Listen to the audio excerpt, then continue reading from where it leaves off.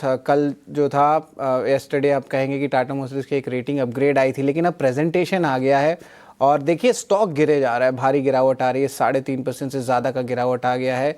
और देखा जाए तो अब जो FY26 का गाइडेंस है, ये FY26 का एबिट का गाइडेंस का रेंज 5 से लेकर 7% तक का है। बाजार का अनुमान जो था वो हायर एक्सपेक्टेड था, यानी कि इनकी जो गाइडेंस है एबिट लेके या फ्री कैश फ्लोज लेके, तो वहाँ पे थोड़ी नेगेटिव रिएक्शन देखने मिली। जो फ्री कैश फ्लोज होता है वो लगभग ज़ीरो रहेगा FY26 में, और इम्प्रूवमेंट आएगी FY27 और FY28 में, यानी कि FY26 को लेके कमज़ोर गाइडेंस जो है आपको देखने मिल रहे हैं। और ऑफकोर्स इन्वेस्टमेंट कमिटमेंट लगभग $18 बिलियन का रहेगा। तो ये जो है प्रेजेंटेशन जो FY26 का है वो तो कमज़ोर देखने मिल ही रहा है।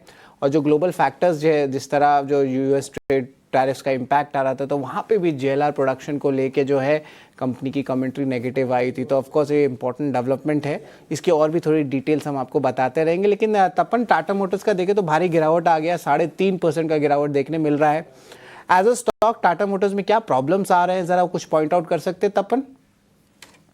टाटा मोटर्स के काफी टाइम से, अगर पहले 6-8 महीने अब बिल्कुल भी अच्छे नहीं रहे, और जिस तरह से इम्पैक्ट रहा है JLR का, वो बहुत ही बड़ा इम्पैक्ट है। हाँ, थोड़ी पॉजिटिव न्यूज आई थी जब इंडिया और यूके की जो ट्रेड डील हुई, प्लस यूके और US की ट्रेड डील हुई, कि वहां JLR का फायदा होगा, लेकिन वो इम्पैक्ट आने में टाइम लगेगा। और किस तरह से ये अभी भी जियोपॉलिटिकल क्राइसिस और सब चल रहे हैं, ट्रेड वॉर चल रहा है, तो वहां किस तरह से JLR का प्रोडक्शन बढ़ के सेल बढ़ेगा, उस पर थोड़ा टाइम लगे, तो उसका इम्पैक्ट आने में, उसके वजह से मार्केट अभी भी अनसर्टेन कि क्या होना चाहिए। और ऑनेस्टली सेल्स काफी डाउन है। और ऑफ कोर्स डोमेस्टिक भी अगर आप देखो, टाटा मोटर्स का ना थोड़ा ठीक ठाक ही रहा, इतना कुछ खास परफॉर्मेंस नहीं रहा। M&M काफी आगे बढ़ गया है। तो इन सब के वजह से ऑफ कोर्स प्रॉब्लम्स है, बस कॉस्ट कंट्रोल में नहीं है, थोड़ा चाइना का भी बड़ा इशू चल रहा है, और यूके में भी प्रॉब्लम हो रहे हैं। तो ये सब के वजह से, जब ये प्रॉब्लम क्या है कि टाटा मोटर्स का ग्लोबली सेटअप है,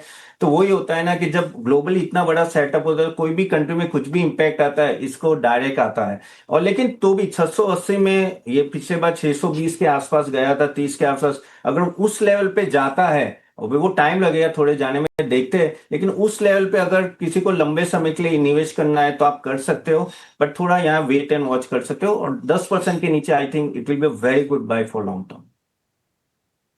टाटा मोटर्स पर ये एक नज़रिया, और ऑफ कोर्स ये डिटेल्ड एनालिसिस काफ़ी ज़रूरी है, बिकॉज न्यूज़ फ्लोज के चलते भी फोकस रेडार में इस वक्त अगर आप देखेंगे 3.5% तक के डाउन ट्रेंड्स इस स्टॉक में 687 के लेवल्स पर। डायरेक्शन वाइज और स्ट्रैटेजी वाइज इसमें ट्रेड करने की या इन्वेस्ट करने की राय फिलहाल मिलती हुई।